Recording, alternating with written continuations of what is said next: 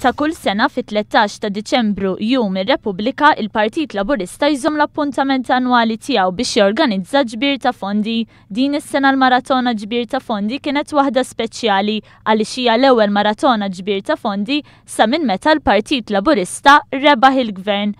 Eluf ta' Maltin u Għawċin mal-ġurnata żaru ċ-Ċentru Nazzjonali Laburista u taw id-donazzjoni tagħhom.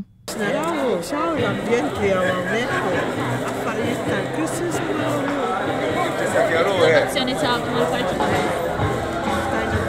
tista' tgħid peress li qiegħda fil-kalendarju tal-Partit Laburista hemm dejjem l-attendijina u hekk xi atmosfera sabiħa. Intendi għamilna l-ġabrid tagħna u llum ġejna hawnhekk biex nippreżentawhom il-partit. Il-maratona ġbir ta' fondi bit-tema Miliet mill-Aqwa fetħet tal-ħabta tas-sija ta' wara nofsinhar mid-deputat mexxejja l-affarijiet tal-Partit Tony Abela u l-President Daniel Mikallef. It-tnejn appellaw sabiex il-Maltin u l-Għawċin ikunu ġenerużi issa li l-Partit Laburista qed iħejji bil-kbir għall-ewwel test elettorali tiegħu f'Mejju li ġej. Fil-fatt mal-ġurnata ħadu sehem il-kandidati tal-Partit Laburista l-elezzjoni tal-Parlament Ewropew li tkellmu dwar il-motivazzjoni tagħhom li jikkontestaw din l-elezzjoni.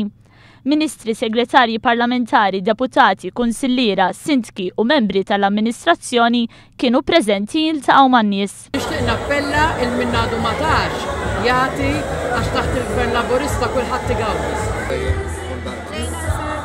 Sena aktar u aktar, għal-Gvern ta' kulħadd u il-Gvern li għandna ġie tal-poplu, mhux għall-puntu, ġie tal-poplu.